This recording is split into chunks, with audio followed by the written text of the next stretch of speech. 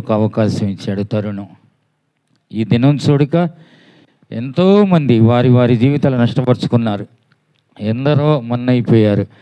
ఇటు రక్షణ లేకుండా లక్షలాది మంది, తర్వాత రక్షణ కలిగి లక్షలాది మంది, అటు ఇటు ఉన్నవారు కూడా దేవుడు లేకుండా వాళ్ళ వాళ్ళ సొంత కార్యాలతో సొంత భ్రమలతో దేవుని రాజ్యాన్ని కోల్పోయిన వారు ఎందరో. దేవుని యొక్క అనాది కాల సంకల్పం ప్రకారంగా ఆయన యొక్క ఉచితమైన రక్షణ, ఆయన ఉచితమైన కృప, ఈ రెండు కూడా ఉచితం మనకు. దీని కొరకు మనం ఎలాంటి వెల కూడా చెల్లించలేదు, చెల్లించమని కూడా అడగలేదు. ఆయన మన యొక్క పాప పరిహారార్థము ఆ యొక్క కలువరి శిలువలో బలియాగమయ్యాడు. ఆయనను మనము అడగలేదు, మనము కోరలేదు. మనము ఇంకా వాక్యంలో ఉంది, మనము ఇంకా పాపులమై ఉండగానే ఆయన మన కొరకు కలువరి శిలువలో ప్రాణము పెట్టెను. ఆయన మన కొరకు బలియాగమయ్యెను. ఆయన మనలను వెదికి రక్షించెను. ఆయన మనలను వెదికి కనుగొనెను, రక్షించెను. చూడండి, దేవుని యొక్క ప్రేమ అది. కన్న తండ్రికి మాత్రమే ప్రేమ ఉంటుంది, తండ్రికి. ఎందుకంటే తండ్రి తన యొక్క కుటుంబం లేక తన యొక్క సంతతి సమస్తము కూడా సమకూరుస్తాడు. తండ్రి అంటే సమకూర్చిన ఆయన తన మాటలు ఆలకించి ప్రయాణిస్తే మీరు బాగవుతారు. నా మాటలు ఆలకించకుండా మీరు ప్రయాణిస్తే చెడిపోతారు మీరు. అది ఏ తండ్రి అయినా అంటాడు, కన్న తండ్రి. మరి మన సృష్టికర్త, కన్న తండ్రి వేరు, సృష్టికర్త వేరు. సృష్టికర్త అంటే సమస్తమును కూడా సృష్టించిన ఆయన. ఎలాగంటే మనము నేల మీదకి రావటానికి మునిపే మనకు అవసరమైనవి అంటే బేసికల్ నీడ్స్, ఇంపార్టెంట్ నీడ్స్ సమస్తాన్ని కూడా ఆయన ఏర్పాటు చేసిన ఆయన. మనము దేనికి కూడా అడగక్కర్లా. ఆయన యొక్క ప్రేమ అలాంటిది. ఆయన మన యొక్క శరీరమును సిద్ధపరిచిన ఆయన, ఆయన యొక్క శరీరానికి, ఆ యొక్క శరీరానికి కావలసిన సమస్తాన్ని కూడా, పోషకాలు, అవసరతలు సమస్తాన్ని కూడా సిద్ధపరిచే నేల మీదకి తీసుకొచ్చాడు. ఆయన సృష్టికర్త. తప్పు లేదు. నేను మిమ్ములను సృజించాను, మిమ్ములను నేను ఏర్పరిచాను, తల్లి గర్భంలో ఎన్నుకొన్నాను, తల్లి గర్భంలో రూపొందించిన వాడను నేను. ఆయన రూపొందించిన ఆయన ఎన్నుకొన్నాడు. ఎలాగంటే పరలోక సంగతులు మనము ఈ యొక్క భూలోకంలో చూపించాలని. అంటే దేవుని యొక్క దైవత్వానికి సంబంధించిన ఆ యొక్క హస్తాలు మనలను రూపొందించినాయి. మనకు తెలుసు, ఊహ వచ్చినాక తెలుసు, పెద్దవాళ్ళు నేర్పే సంగతుల ద్వారా, తర్వాత జీవగ్రంథం మనతో మాట్లాడుతున్న లేఖనాల ద్వారా ఈ వాస్తవం మనందరికీ కూడా తెలుసు. కానీ ప్రయాణించలేకుండా ఉన్నారు. ఎందుకు ఉన్నాము? ప్రయాణించలేకుండా ఎందుకున్నారు? ఎందుకు ఇట్లా కోట్లాది మంది వారి వారి జీవితాలన్నీ కూడా పాడు చేసుకుంటున్నారు?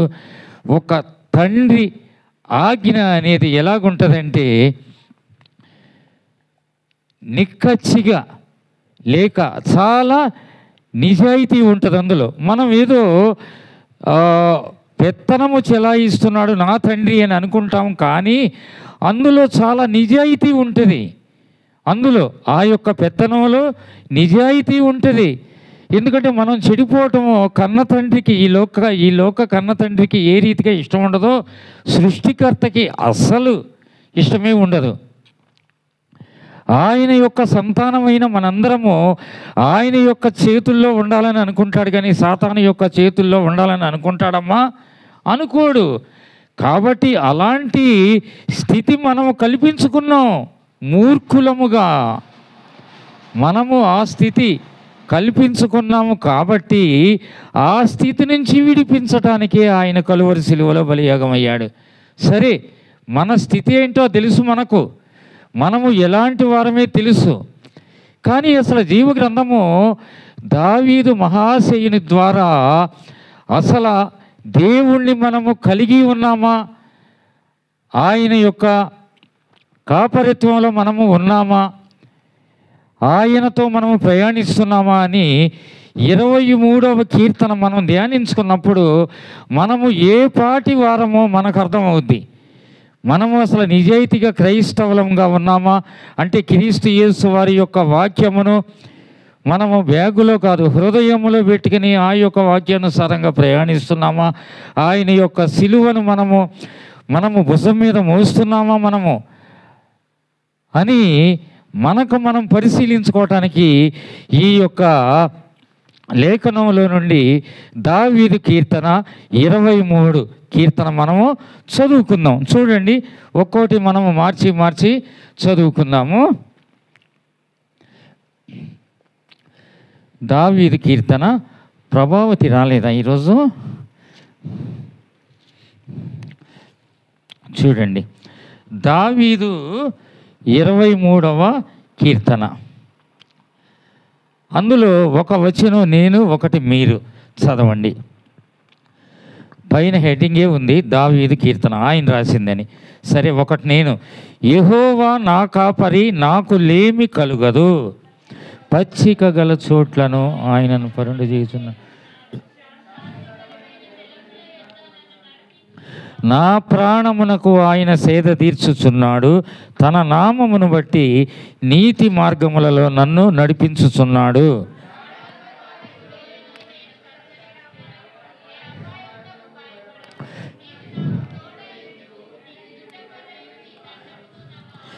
నా శత్రువుల ఎదుట నీవు నాకు భోజనము సిద్ధపరచుదువు, నూనెతో నా తల అంటియున్నావు, నా గిన్నె నిండి పొర్లుచున్నది. ఇప్పుడు అందరం, నేను బ్రతుకు దినములన్నీయు కృపాక్షేమములే నా వెంట వచ్చును, చిరకాలము యెహోవా మందిరములో నేను నివాసము చేసేదను. చూడండి, నేను ఒక్కొక్కటి మీకు నేను ఆరాధన క్రమానికి ఒక్కొక్క వచనాన్ని నేను విశదీకరిస్తాను మీకు నేను. చూడండి, మొదటి వచనంలో యెహోవా నా కాపరి, నాకు లేమి కలుగదు, నాకు లేమి లేదు. సరే, ఇప్పుడు ఆ స్టాంజాలో మొదట ఏమనుందమ్మా? యెహోవా. అది మొదట యెహోవా ఎవరికైతే కాపరిగా ఉన్నాడో ఆయన కాపరిత్వాన్ని అంటే ఆయన అధికారాన్ని ఎవరు కోరుకున్నారో వారికి ఏముండదంట? లేమి ఉండదంట. చూడండి, ఆయన అధికారము, ఆయనను ఒక కాపరిగా ఎవరైతే తీసుకుంటారో, అంటే సొంత నిర్ణయాలు కాదు, సొంత ఆలోచనలు కాదు, సొంత తలంపులు కాదు, ఈ సొంత లేక స్వకీయ అనేది నిన్ను నన్ను నాశనములోనికి నడిపిస్తుంది. ఆయన కాపరిత్వం మనలను మంచి మార్గములో అంటే అన్నీ కూడా ఆశీర్వాదాల ద్వారానే ప్రయాణింపజేస్తుంది మనలను. ఎటువంటి కష్టం వచ్చినా, నష్టం వచ్చినా, శోధన వచ్చినా, ఇరుకు వచ్చినా, ఇబ్బంది వచ్చినా ఆయన అధికారాన్ని ఎవరు కోరుకుంటారో వారు ఆ యొక్క కష్ట నష్టాలలో కూడా సంతోషము, విశ్రాంతిని అనుభవిస్తారు. చూడండి, ఇప్పుడు యెహోవా నా కాపరి, ఎవరికి వారు ఇప్పుడు నా కాపరి నేనంట. నా కాపరి అని నేను ఏ రీతిగా చెప్పుకోగలను? చూడండి, యెహోషువ 22:5 ఆయన మనకు ఎప్పుడు ఉంటారో, కాపరిగా ఎప్పుడు ఉంటారో అక్కడ ఉంటుంది. చూడండి నాన్న, యెహోషువ 22:5 అయితే నీ పూర్ణ హృదయముతోనూ నీ పూర్ణ ఆత్మతోనూ నీ దేవుడైన యెహోవాను సేవించుచు ఆయన మార్గములన్నిటిలో నడుచుకొనుచు ఆయన ఆజ్ఞలను గైకొనుచు ఆయనను హత్తుకొని ఆయనను సేవించచ్చు. చాలు. చూడండి ఎన్నున్నాయో. మన గురించిన సంగతి ఉందండి ఇందులో. మనతో మాట్లాడుతున్నాడు ఆయన దేవుడు. ఏమని మాట్లాడుతున్నాడు? ప్రతీది పూర్ణమే. ఆయనను గురించి, ఆయనను అనుసరించాలని. ఆయన మన పూర్ణ ఆత్మ, తర్వాత పూర్ణ ఏమనుందమ్మా? పూర్ణ హృదయము, పూర్ణ ఆత్మ. పూర్ణ అంటే అర్థం ఏంటి? ఏ మాత్రము కూడా లోటు లేకుండా, ఏ మాత్రము కూడా తక్కువ లేకుండా, 100% అంటే 100% కూడా ఆయన మాటను ఆలకించి, ఆయన యొక్క ఆజ్ఞలను గైకొని, ఆయనను హత్తుకొని, ఆయనతో ప్రయాణించడమేనంట. అదంట. అప్పుడు మనం ఈ అనుసరిస్తే, ఈ మాటలన్నీ కూడా మనం సదా మనము అనుసరించే వారముగా ఉంటే, అప్పుడు యెహోవా నాకు కాపరి, అప్పుడు నాకు లేమి లేదు. అది అప్పుడు ఉండదు మనకు లేమి. ఎంతమంది మహామహులండి, మహామహులు, భక్తులు, వారంతా కూడా దేవుని ఒక గోలుగా, ఆయన యొక్క రాజ్యమును ఒక గురిగా ఎన్నుకొని, సమస్తాన్ని కూడా వారి మార్గాలలో వస్తున్న లోకరీతి ఆశీర్వాదాలను మొత్తం కూడా తోసేశారు పక్కకి. ఇది కాదు మాకు అని. నాకు దేవుని యొక్క రాజ్యం, దేవుని యొక్క రాజ్యానికి, దేవుని యొక్క కార్యానికి ఏదైనా మనకు ఆటంకంగా, అడ్డంకుగా ఉంటే వాటిలన్నిటినీ కూడా కొట్టివేసి అంటే నీ చేతులు నీకు అభ్యంతరంగా ఉంటే నీ చేతిని కొట్టి, నీ కాలు నీకు అభ్యంతరంగా ఉంటే కాలు అంటే వాటిని కూడా నరికేయమనా? లేదు. దేవుడు ఇచ్చిన ప్రతి అంగము దేవునికే. నువ్వు నేను కూడా నరుక్కోవటానికి కాదు, ఆయన అంగాలు ఆయనకే. కానీ ఆ యొక్క భాగాలతో మనం ఏ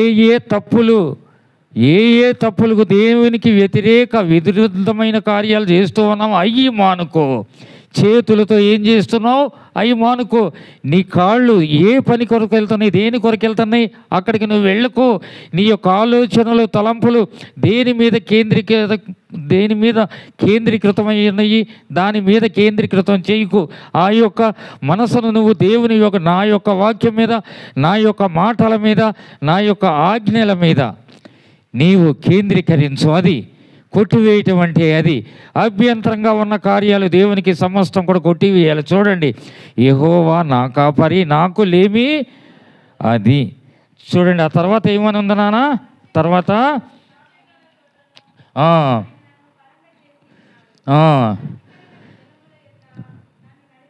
చూడండి, ఆయన మనకు కాపరిగా ఉన్నప్పుడు ఇంకా ఆయన అసలు విడిచిపెట్టినట్లుగా ఉందమ్మా. ఇక్కడ మనతోనే ప్రయాణిస్తున్నాడంట. చూడండి, కాపరిగా అక్కడ పైన యెహోషువ పుస్తకంలో ఉన్న ఆ యొక్క మాటలు మనం అట్లా దేవుని కొరకు జీవిస్తే, ఆయన మన కాపరి, ఆయనక మనలను విడువడు. చూడండి, ప్రయాణిస్తూనే ఉన్నాడు, మనతో ప్రయాణిస్తున్నాడు. ఎట్లాగంటమ్మా?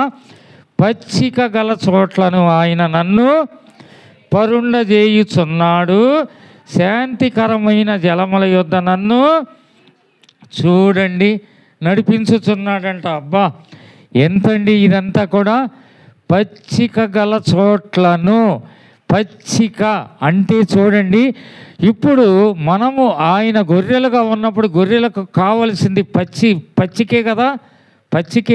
వాటిల దగ్గరికే తీసుకెళ్తాడంట. నువ్వు నేను వెళ్ళక్కర్లా, ఆయన తీసుకెళ్తాడంట. అంటే ఆహారం కొరకు మనము వెతుక్కోవక్కర్లా. సొలొమోను కీర్తనలో ఒకటి ఉంది నాన్న మాట. చూడండి, కీర్తనలు 127:3 అనుకుంటా. చూడండి నాన్న, తన ప్రియులు నిద్రించుచుండగా అని ఉంటుంది. చూడండి, కీర్తనలు 127:3 ఏమో. తన ప్రియులు నిద్రించుచుండగా, చదవండి అది. అది చదవండి. తన ప్రియులు నిద్రించుచుండగా. చూడండి, తన ప్రియులు యెహోషువ 22:5 ప్రకారంగా ఆయన యొక్క ప్రియులు అయిన మనము దేవుని మీద మన యొక్క చింత యావత్తు వేసి ఒక మూల దేవుని కొరకు మనం జీవిస్తుంటే మన యొక్క చేతి పనిని, మన యొక్క కష్టార్జితాన్ని ఆ రీతిగా ఆయన అనమాట ఆశీర్వదిస్తాడంట. మనము నిద్రపోతూ ఉండగానే మన అవసరాలన్నీ కూడా ఏం చేస్తాడంట, ఆయన ఇస్తాడట మనకి. అది సహోదరుడు భక్త సింగ్ గారు తన యొక్క జీవితం అంతా కూడా ప్రార్థన, బైబిల్. మీరు ఈరోజు బైబిల్ చదివినారా? మీరు ఈరోజు ప్రార్థించినారా? ఈ 2 మాటలు మినహాయించి మీరు అన్నం తిన్నారా? మీరు షాపింగ్ చేశారా? మీరు మందిరానికి రండి అని కూడా ఆయన అనలా. ఎందుకు అనలేదు అది చెప్పనా?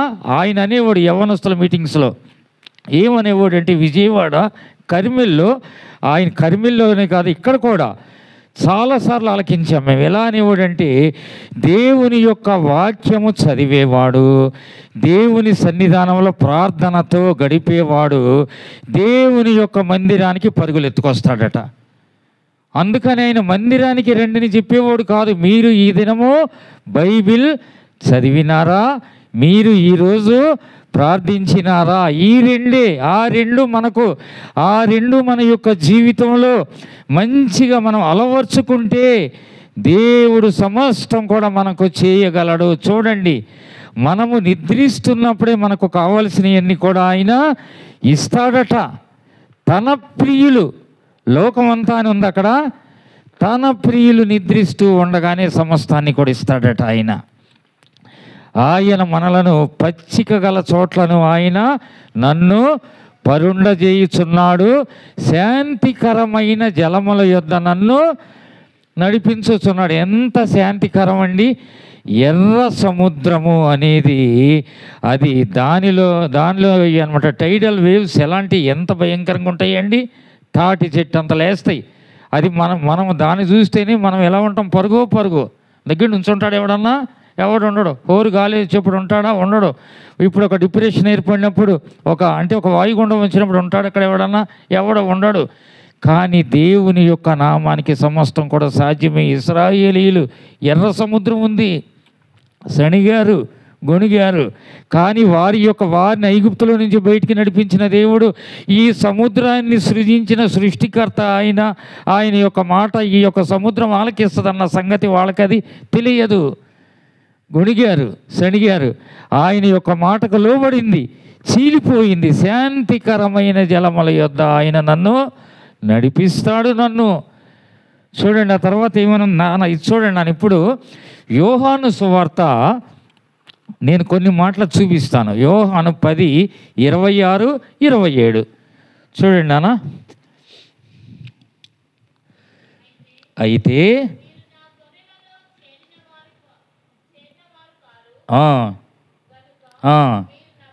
అది చూడండి, దేవుని యొక్క మందలో చేరని వారు దేవుని యొక్క కార్యమును నమ్మరు. చేరిన వారు ఏం చేస్తారు? నమ్ముతారు. చేరిన వారు ఎవరిక్కడ?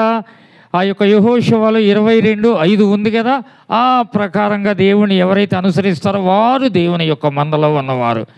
ఆ యొక్క మాటలు ఫాలో అవ్వని వాళ్ళు దేవుని యొక్క మందలో లేని వారే. వారు నమ్మరు. వారిలో ఎలాంటి అనమాట ఎదుగుదల, ఆశీర్వాదం ఏది కూడా ఉండదు. చూడండి. ఆ తర్వాత 27, నా గొర్రెలు నా స్వరము వినును, నేను వాటిని ఎరుగుదును, వారు నన్ను. చూడండి ఏమన్నా ఇందులో 27వ వచనంలో 3 కార్యాలు ఉన్నాయి.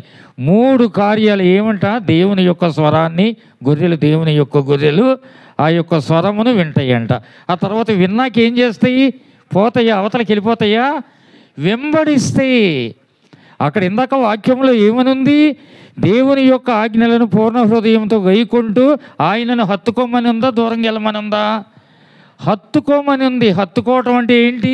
పట్టుకోవటం. ఆయన అయ్యా దేవా నిన్ను నేను విడువను, దేవ నిన్ను నేను విడువను, నన్ను దీవించు వరకు, దేవ నిన్ను నేను విడువను, నన్ను దీవించు వరకు.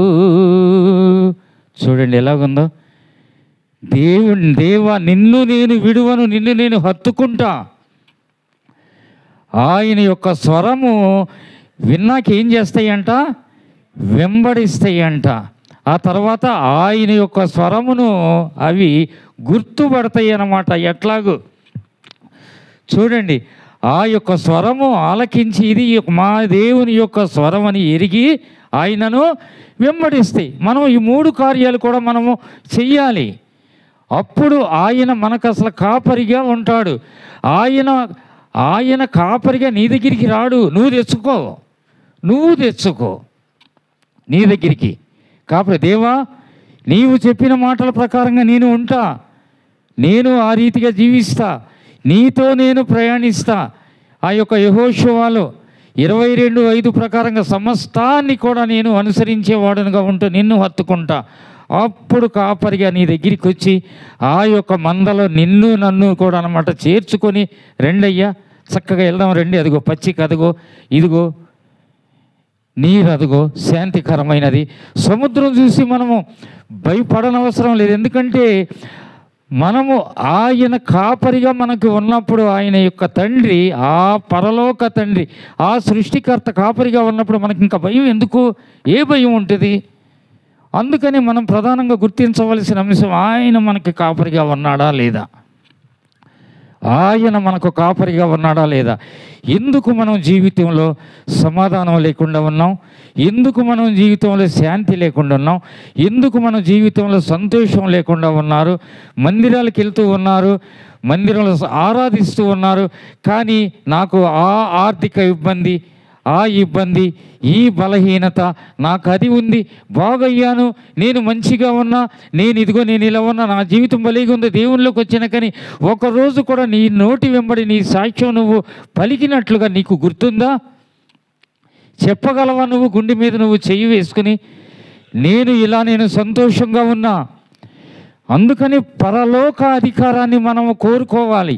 పరలోక అధికారం మనతో మాట్లాడుతున్న మాట ఏంటంటే, ఆ అధికారం, ఈ లోక అధికారం నిన్ను ఎన్నో రీతులుగా పాడు చేయవచ్చు, ఎన్నో రీతులుగా నిన్ను అన్నమాట నాశనంలోనికి తీసుకెళ్ళవచ్చు. భోజనం పెడద్ది కానీ జీవితం ఇవ్వదుగా, జీవించడం ఇవ్వదుగా. దేవుడు ఇక్కడ ఏమిస్తున్నాడు? ఏమంటున్నాడు? నేను మీకు జీతము ఇస్తా, జీవితము ఇస్తానంటున్నాడు ఆయన. నేను మీకు కాపరిగా ఉండాలి. కాపరిగా ఉన్నాడో లేదో మనందరం కూడా ఇది చూసుకోవాలి. ఆయన కాపరిగా లేకుండా మనం ఏది కూడా మనము చెయ్యలేము, ఏది కూడా మనం పొందుకోలేము. దావీదు ఆయన గొల్యాతును చంపటానికి కారణం 6 లక్షల పైచిలుకు సౌలు దగ్గర సైనికులు ఉన్నారు, జీతగాళ్ళు, జీతభత్యాలు అందుకుంటూ ఉన్నారు, వాళ్ళు రాయల్టీస్ అన్నీ కూడా అందుకుంటూ ఉన్నారు. ఆ యొక్క రాయితీలన్నీ కూడా ప్రతిదీ కూడా చక్కగా మహారాజు దగ్గర నుంచి ఎన్నో యుద్ధ సామాగ్రిలు పొందుకున్నారు. అందరికీ పైనుండి కింద వరకు యుద్ధ సామాగ్రి, చేతులకి, ఈ యొక్క నడుముకి, తలకి, ఈ యొక్క ఛాతీల మీద సమస్తం కూడా దావీదుకి ఏమున్నాయండి? దావీదుకి ఏమున్నాయి? దేవుణ్ణి 2 సార్లు ఆయన అన్నమాట హెచ్చించాడు. ఆ వాక్యంలో గొల్యాతును చంపటానికి ముందు గొల్యాతును ఏమన్నాడు? జీవము గల దేవుని తిరస్కరించుటకు నీవు ఎవడవు? నీవు కుక్కతో సమానము. తన దేవుని హెచ్చించాడు. తన దేవుని, నీ దేవుని నువ్వు ఆ రీతిగా, సాతానుడు ఎప్పుడన్నా వచ్చి వాడు అంతా కూడా నీకు లేనిపోని ఆశలన్నీ కూడా చూపిస్తూ ఉన్నప్పుడు, నీ యొక్క ఉద్యోగం దగ్గర, లేకపోతే నీ యొక్క వ్యాపారం దగ్గర, నీ యొక్క బంధువుల దగ్గర ఎక్కడైనా నీకు అది ఇస్తా ఇది ఇస్తా అని చూపిస్తున్నప్పుడు, లేదయ్యా నాకు జీవం గల దేవుడు ఉన్నాడు అని సాతానుడి యొక్క మాటను నువ్వేనాడన్నా ధిక్కరించిన దాఖలాలు ఉన్నాయా నీకు జీవితంలో? లేదా అయితే నీకు దేవుడు నీకు కాపరిగా లేడు, సాతానుడు ఉన్నట్టు కాపరిగా. ప్రతిదీ కూడా ధిక్కరించటం, లోకాన్ని ధిక్కరించటం, దేవుణ్ణి ప్రేమించటం. సాతానుని మనము వెళ్ళగొట్టాలి, తరిమి కొట్టాలి. సాతానుడి యొక్క స్వభావం, సాతానుడి ముందు అంటే లోకం ముందు కొద్దిగా నీవు వంగావంటే చాలు, కొద్దిగా వంగితే చాలు, 1 ఇంచ్ కూడా అక్కర్లా. సాతానుడు వంక నువ్వు నవ్వు ముఖంతో చూస్తే చాలు, ఇక వాడు నిన్ను సమస్తాన్ని కూడా నీ యొక్క తలను పాతాళములోనికి తీసుకుపోయి నీ కాళ్ళు 2 కూడా బయటకు వచ్చి నేను పడేస్తాడు అంతే. ఇట్లా కూలదోస్తాడు ఆ లోపలికి, లేవటానికి కూడా లేకుండా. చూడండి, ఒకసారి నేను మొన్న ఒక సహోదరి దగ్గర నేను సాక్ష్యం ఒకటి ఆలకించాను. నేను ఆమె ఏజీ ఒక ఆమె 85 ఏళ్ళంట, 85 ఇయర్స్. ఆమె హెబ్రోన్కి వెళ్తూ ఉందంట మందిరానికి రాత్రులు. ఆ రోజు ఏదో స్త్రీల కూడిక ఏదో ఉపవాస ప్రార్థన అని ఏదో ఉంటే ఆమె హెబ్రోన్కి వెళ్తూ ఉందంట. అక్కడ నుంచి కొడుకులు జాబ్ నుంచి రాలేదు, కారులో వదిలేద్దామంటే వెళ్తూ ఉందంట. వెళ్తూ ఉంటే చలికాలం కాబట్టి రోడ్డు మీద సంచారం ఉండరు ఎక్కువ మంది. రాత్రులే 8 అయిపోయిందంటేనే అప్రకటిత కర్ఫ్యూ లాగా అయిపోద్ది. అంటే ప్రకటించని కర్ఫ్యూ లాగా అయిపోతుంది మొత్తం రోడ్డు మీద ఎవరు ఉండకుండా.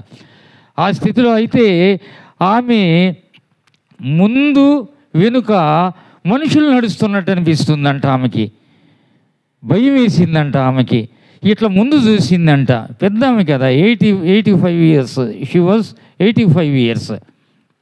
ముందుకు చూసింది, ఎవరు లేరు. వెనుక వస్తుందంట సౌండ్, కాలినడక. ఇట్లా బ్యాక్ సైడ్ చూస్తే ఎవరు లేరంట. ఆమె కొద్దిగా హెబ్రోన్కి స్పీడ్ మీద వెళ్తా ఉంటే దేవుని యొక్క స్వరము ఆమె ఆలకించిందంట. ఆ యొక్క మార్గంలోని చూడండి నాన్న ఎలా ఉందో అక్కడ ఉంటుంది చూడండి. 23లో ఏమని ఉందో, నేను బ్రతుకు దినములన్నీయు కృపాక్షేమములే. చూడండి, దేవుడు ఆ మాట చూపించాడంట ఆమెకి.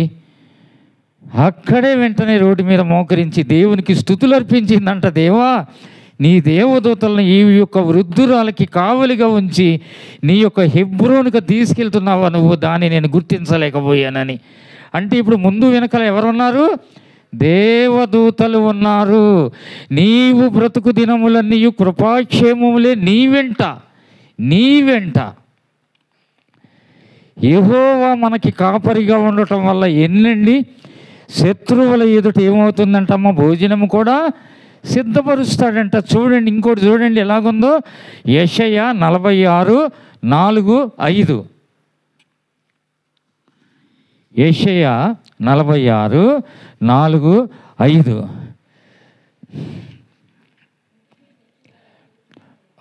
ముదిమి వచ్చు వరకు నిన్ను ఎత్తుకొని వాడను నేనే.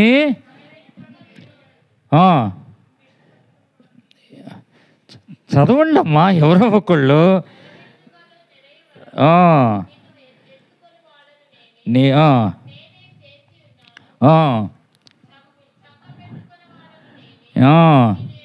అందులో అన్నీ కూడా నేనే అని ఉందా, లేకపోతే నేను కూడా అని ఉందా? నేనే అంతే. ఆయన ఒక్కడే. ఏమో విసిరేంతమ్మా, ఆయన ఒక్కడేనా? ఆయన ఒక్కడే. కృపాక్షేమములు నీ వెంట వచ్చును. నీవు బ్రతుకు దినములన్నీ కృపాక్షేమములు ఈ వెంట ముదిమి వచ్చు వరకు కూడా ఎత్తుకునేది ఎవరంట? ఆయనేనంట. తల నెరిసే వరకు కూడా ఆయనేనంట. ముందు వెనుకలు కూడా ఆవరించి క్షేమకరము, సంతోషకరము, సమాధానకరము, ఇన్ని శాంతి భద్రతలు. ఎవరో మనకు లా అండ్ ఆర్డర్ ఇదంతా కూడా కాదు. ఎవరు మనకు? ఆయన కాపరిత్వంలో ఆయనను మనం కాపరిగా కోరుకున్నప్పుడు మొత్తం అయింది. మనదేమీ లేదు. ఆయన నడిపిస్తాడు, ఆయన ప్రయాణింపజేస్తా ఉన్నాడు. దేవుని యొక్క ఆసక్తి, దేవుని పట్ల మనకు ఆసక్తి ఎట్లా ఉండాలి? ఈ యొక్క జీవ గ్రంథంలో ఒక దగ్గర ఉంటుంది చూడండి, ఒక మాట భలేగా ఉంటుంది, నాకు ఎంత ఇష్టమో. మార్కు సువార్త అనుకుంటా 2:2 చూడండి నాన్న. మార్కు సువార్త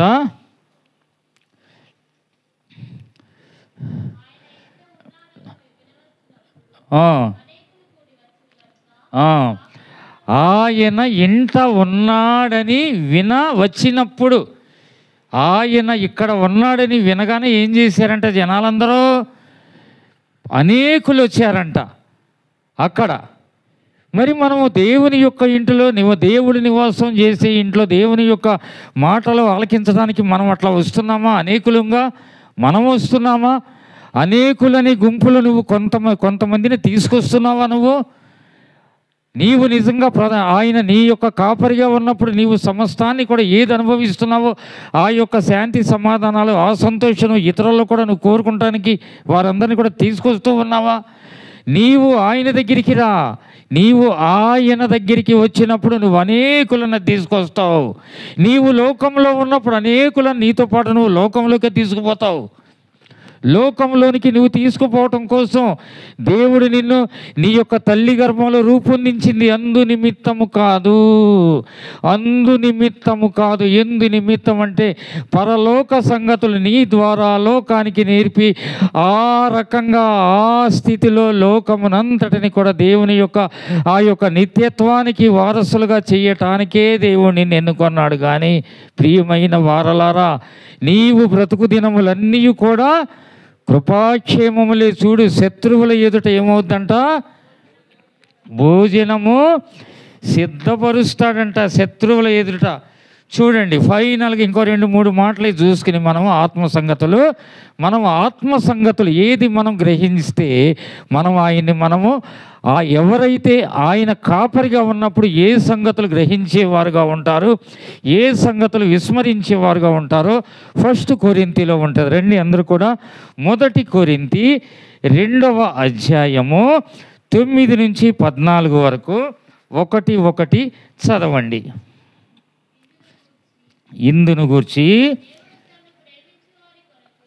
దేవుడు తన్ను ప్రేమించు వారి కొరకు ఏవి సిద్ధపరచెనో చూడండి నాన్న. ఇదిగో ఇక్కడ ఈ మాట నేను విశదీకరిస్తాను, మీకు నేను వివరిస్తాను. చూడండి ఏమని ఉంది నాన్న 9వ వచనంలో. ఇందును గూర్చి దేవుడు తన్ను ప్రేమించు వారి కొరకు ఏవి సిద్ధపరచెనో అవి కనబడలేదు, చెవికి వినబడలేదు, మనుష్య హృదయమునకు ఇప్పుడు గోచరము కాలేదు. ఇప్పుడు దేవుడు అంటే మనము దేవుడిని ఎవరు ప్రేమిస్తున్నారో వారికి ఇక్కడ ఈ కన్ను చూడలేదు, చెవి కూడా వినలేదు, హృదయానికి కూడా గోచరము కాలేదు. ఆ సంగతులు అన్ని ఆశీర్వాదాలు అక్కడ ఉన్నాయి. ఇప్పుడు సాతానుడు అన్నవాడు నీ ముందుకు ఒకదాన్ని తీసుకొచ్చాడు. ఇది ఇప్పుడు ఏమంటాడు? ఇదిగో నాన్న, సాతానుడు అన్నవాడు నీ ముందుకు ఒకదాన్ని పట్టుకొచ్చాడు. ఇదేమంటారు? Cell phone. ఇదేమంటారు? ఇది సెల్ ఫోన్. ఇది మనకి కంటికి ఇది కనిపిస్తూ ఉంది. దేవుడు ఇచ్చిన జ్ఞానాన్ని అంటే దెయ్యము జ్ఞానముగా తయారు చేయబడింది. సెల్ ఫోన్ అనేది దేవుని యొక్క జ్ఞానమే. అది యూదుల సృష్టి. కానీ దీనిలో ఉన్నవన్నీ కూడా ఎలాంటివి? దెయ్యము జ్ఞానం, దెయ్యానికి సంబంధించినవి. ఇది మనకి కంటికి ఇది కనిపిస్తుంది. ఇది తీసుకుంటాం. ఈ ఫోన్ వదిలేయండి అయ్యా, ఈ ఫోన్లో ఉన్న అవన్నీ కూడా చూడకండి. నేను మీకు ఇచ్చే ఆశీర్వాదాలు పరలోక సంగతులు బోల్డ్ అన్నీ ఉన్నాయంటే మనకది కనిపించాలా? ఫోన్ కనిపిస్తుంది. దేని కోరుకుంటాం మనం? ఫోన్నే అది కోరుకుంటాం. సాతానుడు లోకంలో ప్రతిదాన్ని కూడా మన యొక్క కంటికి ఇంపుగా సొంపుగా తీసుకుంటారు. చూడండి, మొన్న ఒక పిల్లోడు చూడండి, వైజాగ్లో ఆటో వేసుకుంటాడంట. వాళ్ళ నాన్న ఆటో వేసుకుంటాడంట. ఇది షేరింగ్ ఆటో. ఆ యొక్క రామకృష్ణ బీచ్ నుంచి అటువైపు అతనిని వాళ్ళ కొడుకు జస్ట్ 19 ఏళ్ళు 3 లక్షల బైకు కావాలంట. ఎంత? 3 లక్షల బైక్ అంట. అది ఇవ్వకపోతే దసరా లోపు నాకు అది కొనివ్వకపోతే చచ్చిపోతాను, నేను ఉండను, ఫ్యాన్కి ఊరేసుకుంటాను బెదిరిస్తే తల్లిదండ్రులు ఇద్దరు కూడా భయపడి ఒక్కోడికే భయపడి 3 లక్షల బండి అప్పు తీసుకొచ్చి ఇంటి పేపర్లు పట్టుకెళ్ళి ఏదో అప్పు తెచ్చామని చెబుతా ఉన్నారు తల్లిదండ్రులు. అప్పు తీసుకొచ్చి బండి కొనిచ్చి ఇచ్చారంట 3 లక్షలది. సరిగ్గా ఒక రోజు అయింది, 2వ రోజు అయింది, 3వ రోజున ఫ్రెండ్స్ని కలిసి వస్తానని బైక్ మీద వెళ్ళి డివైడర్ ఢీ కొట్టి చనిపోయాడు అక్కడ. 3వ రోజునే సరిగ్గా కంటికి కనిపించే ఈ ఇంపయ్యా నీ హృదయానికి గోచరము కానీ దేవుడు చేస్తాడు. ఇలాగ తల్లిదండ్రులు కూడా బ్లైండ్గా ఉండొద్దు. మరీ అంత అన్నమాట, మరీ అంతగా అనమాట చెయ్యొద్దు. చూడండి, అవి కంటికి కనిపించవంట, చెవికి వినిపించవంట, హృదయానికి గోచరము అంటే నీవు ఊహించని అన్ని ఊహించలేనివి అన్ని అనమాట. అందుకని ఒక పాట ఒక భక్తుడు రాస్తూ, ఊహించలేని మేలుల చేసిన నా యేసయ్యా నీకే నా వందనం, నీకు నా ఏదో ఉంటుంది ఆ పాట, అది భలేగా ఉంటుంది ఆ పాట, అది హెబ్రోను దాంట్లో కూడా ఉంటుంది అనుకుంటుంది. ఎంత చక్కగా ఊహించలేని మేలులు. చూడండి ఆ తర్వాత ఏమని ఉందమ్మా, చూడు, మనకైతే దేవుడు వాటిని తన ఆత్మ వలన బయలుపరచి ఉన్నాడు. ఆ ఆత్మ అన్నిటినీ దేవుని మర్మములను కూడా అది ఆయన ఎవరైతే దేవుని కాపరిగా కలిగి ఉంటారో ఆ యొక్క ఆత్మను, మనకు సంచకరువుగా ఇచ్చిన ఆ యొక్క ఆత్మను ఎవరైతే కలిగి ఉంటారో వారు ఆ యొక్క మర్మములన్నింటినీ కూడా గ్రహించేవారిగా ఉంటారు. ప్రతి దాన్ని కూడా వారికి వారు పరిశోధించుకునేటట్లుగా ఉంటారు. ప్రతిదీ కూడా బయలుపరచబడుతుంది. ఆ తర్వాత ఏమనుందమ్మా, ఒక మనుష్యుని సంగతులు అతనిలో ఉన్న మనుష్యాత్మకే కానీ మనుష్యులలో మరి ఎవరికి తెలియను, అలాగే దేవుని సంగతులు దేవుని ఆత్మకే కానీ మరి ఎవరికిని. అందుకని నీ సంగతులు నీకు తెలుసు, నీ ప్రయాణం ఏంటో, నీ జీవితం ఏంటో, నీ యొక్క స్థితి ఏంటో నీకు తెలుసు. వేరే వారి దగ్గర అనమాట నీవు అబద్ధం ఆడవచ్చు, కానీ నీ స్థితి ఏంటో తెలుసు నీకు. కానీ దేవుని యొక్క ఆత్మ సమస్తాన్ని కూడా వివేచించేటట్లుగా ఉంటుంది. మనకులో ఆత్మ ఉన్నప్పుడు, ఆ యొక్క సంచకరువు మనలో నివసిస్తూ ఉన్నప్పుడు ఆ యొక్క ఆత్మ మనలో ఉన్న చెడిపోయిన కార్యాలన్నింటినీ కూడా మన ముందు బహిర్గతం చేసి వాటిని మనం బయట పారవేసేటట్లుగా చేస్తుంది. అందుకని యెహోవా నా కాపరి, నాకు కాపరిగా ఉండాలి, దేవుణ్ణి మనం కలిగి మనం ఉండాలి, దేవుని కొరకు మనం జీవించేటట్లుగా ఉండాలి. ఆ తర్వాత ఏమనుందమ్మా, తర్వాత దేవుని వలన మనకు దయచేయబడిన వాటిని తెలుసుకొనుటకై మనము లౌకికాత్మను కాక దేవుని యొద్ద నుండి వచ్చు ఆత్మను, అది ఏ ఆత్మనంట, దేవుని యొద్ద నుండి, దురాత్మ నుండే. దురాత్మ అనేది ఏముంది, లోకాన్ని చూపిస్తుంది ఎంతో అందంగా. దేవుని మర్మాలు, దేవుని యొక్క ఆత్మ చూపిస్తుంది. ఆ ఆత్మ కలిగి ఉండాలి. అంతకు మించి మనం ఏదన్నా కానీ కోరుకున్నామంటే ఖచ్చితంగా మనం నాకు లేమి. దావీదు ఏమన్నాడు నాన్న, యెహోవా నా కాపరి, నాకు లేమి కలుగదు. అది మనకు యెహోవా లేనప్పుడు, మనం యెహోవాకు దూరంగా ఉన్నప్పుడు, ఆయనకు ఇష్టము లేని సంగతులన్నీ కూడా జరిగిస్తూ ఉన్నప్పుడు మనకంతా కూడా లేమి, ఆరోగ్యము లేమి, ఆయుష్ లేమి, ఆ తర్వాత ఆస్తులు లేమి, తిండి లేమి, వస్త్రము లేమి, ప్రతీది కూడా లేమి ప్రతీది కూడా నీ సాక్ష్యం, మన యొక్క సాక్ష్యం జీవితకాలం అదే ఉంటుంది. అయ్యో ఈరోజు అది లేదు, అయ్యో ఈరోజు అది లేదు, అయ్యో ఈరోజు ఆసుపత్రికి వెళ్ళాలి, అయ్యో ఈరోజు నేను ఆ డాక్టర్ దగ్గరికి వెళ్ళాలి. ఇదే ప్రధాన వైద్యుని కలిగి ఉండండి, ప్రధాన వైద్యుని కలిగి ఉండండి. యెహోవా నా కాపరి, నాకు లేమి లేదు. ఆయన ఆ ఇంట ఉన్నాడని తెలిసి అనేకులు కూడి వచ్చారట. అనేకులు ఒకరు చెప్పగా ఇంకొకళ్ళు, వాళ్ళు చెప్పగా ఇంకొకళ్ళు, వాళ్ళు చెప్పగా ఇంకొకళ్ళు, అనేకులు చెప్పుకుంటేనే కదా. నీవు నిజంగా దేవుని యొక్క ఆత్మ కలిగి ఉంటే, దేవుని యొక్క వాక్యం చేత ప్రేరేపించబడి ఉంటే, దేవుని యొక్క సంగతులు, దేవుని యొక్క మాటలు ఈ యొక్క మందిరంలో ఉంటే, దేవుని యొక్క సేవకుల ద్వారా మనం ఎన్నో రీతులుగా బోధించబడతాం, పరిశీలించబడతాం, పరిశోధించబడతాం అని చెప్పి ఎందరో వస్తారు. నీవే కాదు, నీతో కూడా ఎందరో వస్తారు. నీ పని ఏది? ఆ రీతిగా మనము దేవుణ్ణి ఆరాధించుకుందాం. రండి, ఒక పాట పాడి మనము ఆరాధనలోకి వెళ్దాం. రండి.